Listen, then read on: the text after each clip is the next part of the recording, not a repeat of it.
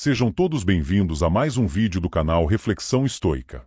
Se você está à procura por um vídeo com conhecimento do estoicismo, continue até o final. Aqui tem dicas preciosas que poderão mudar completamente a sua história. Então, não se esqueça de deixar o seu like e se inscrever no canal. Marco Aurélio, o imperador filósofo, é uma figura marcante na história, não só por sua liderança no Império Romano, mas também pela profundidade de sua reflexão filosófica. Como estoico, ele guiava sua vida por princípios éticos e morais que, muitas vezes, contrastavam com as exigências políticas e militares de seu governo. O desafio de equilibrar sua filosofia e o poder é o centro dessa narrativa.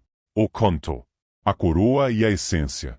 Roma resplandecia com o brilho do sol sobre suas muralhas douradas, mas, por dentro, o império estava em tumulto.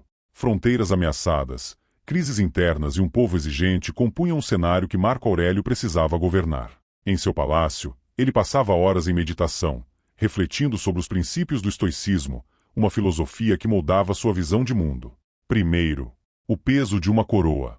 Marco Aurélio nasceu em uma família nobre, mas foi treinado desde cedo para governar com sabedoria. Quando se tornou imperador, ele sentiu o peso da coroa. Diferente de muitos governantes, que viam o poder como meio para realizar seus desejos, ele via a posição como uma responsabilidade divina. Em seu diário, que mais tarde seria publicado como Meditações, ele escreveu: "Lembra-te de que és um ser humano, e como tal, mortal e falível." A cada decisão que tomava, Marco refletia sobre as virtudes estoicas: sabedoria, coragem, justiça e temperança. Ele acreditava que o verdadeiro poder não estava em dominar os outros, mas em dominar a si mesmo. Ainda assim, os desafios que enfrentava exigiam escolhas que muitas vezes se chocavam com seus valores éticos. Uma dessas ocasiões aconteceu durante uma reunião do Senado, quando um grupo de senadores insistia em aumentar os impostos para financiar uma campanha militar contra os bárbaros do norte.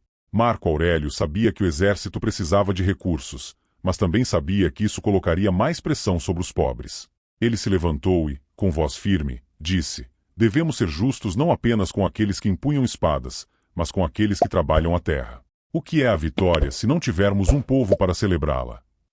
Segundo, a filosofia testada pela guerra. Apesar de seu desejo por paz, a realidade era cruel. As tribos germânicas cruzaram as fronteiras do império, e Marco Aurélio teve que abandonar seus estudos filosóficos para liderar seus exércitos na guerra. Era um teste direto de suas crenças.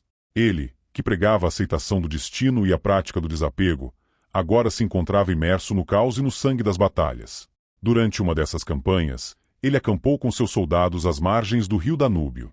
Naquela noite fria, enquanto seus homens descansavam, Marco sentou-se sozinho em sua tenda e refletiu. "De que adianta a filosofia em tempos de guerra?" pensou ele. A resposta lhe veio como uma luz suave. Justamente em tempos de guerra que a filosofia se torna mais necessária. Se eu não puder aplicar a virtude em tempos difíceis, então ela não tem valor. Em seu discurso aos soldados no dia seguinte, ele não prometeu glória, mas pediu coragem. Somos todos mortais, e nosso destino é incerto. Mas enquanto vivermos, que nossa conduta seja guiada pela virtude, e não pelo medo. Lembrem-se de que o verdadeiro inimigo não é aquele que empunha a espada, mas o que reside dentro de nós: o medo, o ódio e a cobiça. Terceiro, o conflito interno. Apesar de sua postura firme e sábia, Marco Aurélio também era humano, e as pressões do poder e da responsabilidade começaram a pesar sobre sua alma. Certa vez, ao retornar de uma campanha vitoriosa, ele foi saudado como herói em Roma. O povo gritava seu nome, e os senadores o elogiavam. No entanto, ele não conseguia encontrar alegria nisso. Em seus aposentos privados, Marco conversava com seu amigo e conselheiro mais próximo, o filósofo Apolônio. "O povo me saúda como um herói, mas dentro de mim, sinto um vazio. É como se, quanto mais poder eu acumulasse, mais distante estivesse da paz interior que busco." Apolônio, com sua sabedoria tranquila, respondeu: "O poder, por sua própria natureza, afasta o homem de si mesmo. Mas não esqueça, Marco, que o verdadeiro poder é a capacidade de viver de acordo com a razão, mesmo em meio às tempestades do mundo." Essas palavras ressoaram profundamente em Marco Aurélio. Ele percebeu que o poder não era algo a ser rejeitado, mas sim um instrumento a ser usado sabiamente. A sua tarefa consistia em garantir que a autoridade não o degradasse, mas sim usá-lo para promover a justiça e o bem comum. 4. O dilema das virtudes e das decisões políticas. Durante os últimos anos de seu reinado, Marco Aurélio enfrentou um dilema moral profundo. Havia uma crescente pressão para que ele executasse um grupo de senadores que conspiravam contra ele. Muitos de seus conselheiros insistiam que isso era necessário para manter a estabilidade do império. No entanto, Marco hesitava. Ele sabia que a justiça estoica exigia que ele fosse justo com todos, mesmo com aqueles que lhe faziam mal. Em uma noite, enquanto ponderava sobre o destino dos conspiradores, ele escreveu em seu diário: "A justiça é uma virtude difícil. Em tempos de paz, é fácil ser justo. Mas quando confrontado com a traição e a maldade, o que a justiça exige de nós? Devo proteger o império, mas não posso trair meus princípios." Ele convocou os conspiradores à sua presença e, ao contrário do que muitos esperavam, não ordenou sua execução. Em vez disso, exilou-os. "Não posso governar pela espada", disse ele ao Senado. "Se começarmos a matar todos aqueles que se opõem a nós, deixaremos de ser uma república de leis e nos tornaremos uma tirania." Embora essa decisão tenha causado murmúrios de descontentamento entre os senadores, Marco Aurélio manteve-se firme. Ele acreditava que sua função como imperador era promover a virtude e a justiça, mesmo que isso significasse correr riscos. Não se esqueça de curtir, comentar, compartilhar e se inscrever no canal. Se não sabe o que comentar, comente gratidão. Quinto, a herança de Marco Aurélio. Ao se aproximar do final de sua jornada, Marco Aurélio ponderou sobre seus êxitos e insucessos. Ele reconhecia que a perfeição não havia sido uma de suas conquistas. Os conflitos que enfrentou e as escolhas desafiadoras que fez pesavam em seu coração. Contudo, tinha plena consciência de que, em cada situação, esforçou-se para atuar de acordo com os valores filosóficos que tanto prezava. Antes de sua morte, ele reuniu seus filhos e conselheiros e lhes disse: "O poder é efêmero, assim como a vida. O que resta são as virtudes que praticamos. Não julgue a si mesmos pelas vitórias ou derrotas, mas pela retidão de suas ações. O império um dia cairá, como todos os impérios caem, mas a virtude é eterna." Ao morrer, Marco Aurélio deixou um legado de sabedoria que ficaria por séculos. Sua filosofia de vida, enraizada no estoicismo, provou que é possível, mesmo em meio ao caos e ao poder, viver com justiça, coragem e integridade. Ele foi o imperador que, acima de tudo, governou a si mesmo. A história de Marco Aurélio não é apenas a de um imperador, mas a de um homem que lutou para equilibrar o peso do poder com a leveza da virtude. Em tempos de guerra e paz, ele buscou a sabedoria, sempre consciente de que o verdadeiro desafio não era governar um império, mas governar a própria alma. Sexta, o peso da imortalidade. Depois da morte de Marco Aurélio, sua presença ainda era sentida em todo o Império Romano. Não apenas por suas ações militares e políticas, mas, sobretudo, por sua filosofia, que havia inspirado tanto senadores quanto cidadãos comuns. Muitos se perguntavam como alguém que tinha exercido tanto poder havia mantido uma alma tão centrada. Sua vida, agora imortalizada por seus escritos, tornará-se um modelo a ser seguido pelos futuros líderes e filósofos.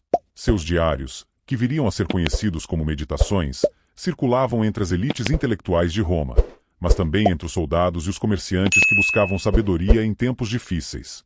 Nas páginas desses escritos, a humanidade de Marco Aurélio brilhava. Ele confessava suas fraquezas, suas frustrações e sua luta contínua para não se deixar corromper pelo poder. Para muitos, ele era a prova viva de que o estoicismo não era uma filosofia abstrata, mas uma maneira prática de enfrentar as provações do mundo. A mensagem de Marco era clara: todos somos servos do destino, mas somos mestres de nossas próprias virtudes. Ele acreditava firmemente que o poder era apenas mais um teste do caráter de um homem. Enquanto a maioria dos governantes buscava riqueza, prazer ou fama, Marco Aurélio buscava apenas a retidão. Sétimo, o espelho de Marco. Anos após a morte do imperador, sua imagem continuava a ser venerada. Estátuas foram erguidas em sua homenagem, e muitos consideravam seus dias como os últimos em que Roma havia sido verdadeiramente justa. No entanto, o legado de Marco Aurélio não era apenas de mármore e bronze, mas de carne e osso. Certa vez, um jovem senador chamado Lucius, que havia crescido ouvindo histórias sobre o imperador filósofo, decidiu seguir seus passos. Inspirado pelas meditações, ele dedicou-se à filosofia e à política com a mesma devoção que Marco Aurélio. Mas ele logo descobriu o mesmo dilema que o antigo imperador havia enfrentado: como equilibrar a sabedoria filosófica com as exigências implacáveis do poder. Em uma audiência com o novo imperador, que governava com mãos de ferro, Lucius se viu em uma encruzilhada. O novo governante exigia a execução de um grupo de dissidentes que falavam contra o regime. Lucius lembrou-se das palavras de Marco Aurélio: a verdadeira virtude é ser justo com todos, mesmo com aqueles que nos fazem mal. Ele sabia que se opor ao imperador poderia custar sua vida, mas também sabia que ceder seria uma traição aos ideais que ele tanto valorizava. Naquela noite, em sua casa, Lucius abriu uma cópia das Meditações e leu as palavras que o antigo imperador havia escrito em uma situação semelhante. Não temas a morte, pois ela é apenas um fim natural. Tema, sim, viver uma vida que traz seus princípios. No dia seguinte, Lucius enfrentou o imperador, com uma calma estoica, argumentou pela clemência dos dissidentes. Assim como Marco Aurélio, Lucius aprendeu que governar e viver de acordo com a filosofia estoica exigia coragem. Ele sabia que, ao escolher a virtude sobre a segurança, ele poderia pagar um preço alto. No entanto, a vida de Marco Aurélio ensinou que o valor de um homem não está em sua longevidade ou em suas conquistas materiais, mas em sua integridade moral. Oitavo, a eternidade das meditações. As meditações de Marco Aurélio sobreviveram ao colapso do Império Romano. Seus pensamentos atravessaram fronteiras, idiomas e culturas. Monges medievais copiaram seus textos em mosteiros remotos, enquanto filósofos renascentistas estudavam suas palavras em busca de inspiração. Até mesmo no século XXI, líderes e cidadãos comuns continuam a encontrar sabedoria em suas reflexões. O legado de Marco Aurélio transcendeu o tempo porque sua mensagem era universal. Ele não falava apenas a seus contemporâneos, mas a todos aqueles que buscavam viver uma vida de propósito e significado. Em suas palavras, encontrava-se a eterna luta humana para equilibrar o desejo pelo poder com a necessidade de permanecer fiel a si mesmo. Em uma última reflexão, um jovem leitor moderno abre as Meditações em um mundo muito diferente daquele de Roma antiga. Mas, ao ler as palavras de Marco Aurélio, ele sente a mesma conexão que Lucius, Apolônio e os soldados romanos sentiram. Nada de fora pode tocar minha alma. Lê, ele, é apenas em mim que reside o poder de definir o que é justo, o que é bom, o que é certo. E assim, o círculo da filosofia de Marco Aurélio se completa, transcendendo o tempo e o espaço. Pois, enquanto houver seres humanos que enfrentam dilemas morais, enquanto houver líderes que precisam escolher entre o poder e a virtude, as palavras do imperador filósofo continuarão a ressoar, como um guia para a alma. Não se esqueça de curtir, comentar, compartilhar e se inscrever no canal. Se não sabe o que comentar, comente gratidão. Nono, reflexões sobre o imperador e o filósofo. Marco Aurélio mostrou ao mundo que a filosofia não precisa ser um refúgio distante dos assuntos mundanos. Pelo contrário, ela pode e deve ser aplicada no coração de todos, onde as decisões são mais difíceis e as tentações mais fortes. Ele governou com uma mente clara e um coração firme, provando que é possível, mesmo no auge do poder, viver de acordo com os princípios da justiça, da coragem e da sabedoria. Seu legado não está apenas nas vitórias militares ou nas reformas políticas, mas na maneira como ele encarou o poder. Ele nos ensinou que o verdadeiro teste do caráter não é a ausência de adversidade, mas sim a nossa conduta frente a ela. Governar, para ele, era um ato de serviço ao bem comum, e não um meio para satisfazer desejos egoístas. Assim, a relação entre filosofia e poder, que muitas vezes parece ser irreconciliável, encontrou em Marco Aurélio um exemplo vivo de como ambos podem viver em harmonia. Ele não se deixou corromper pelo poder, nem se isolou nas abstrações filosóficas. Em vez disso, ele uniu ambos, criando um novo modelo de liderança que continua a inspirar até hoje. No final, Marco Aurélio nos mostra que o poder sem sabedoria é devastador, mas a sabedoria, quando aliada ao poder, pode levar tanto o governante quanto o povo. Essa é a verdadeira marca de um líder filosófico, e essa é a lição que ele deixa para o mundo. Gostaria de agradecer a todos vocês que assistiram até aqui e quem fazem parte dessa jornada. O apoio e o engajamento de vocês são fundamentais para continuarmos criando esse conteúdo com tanto carinho e dedicação.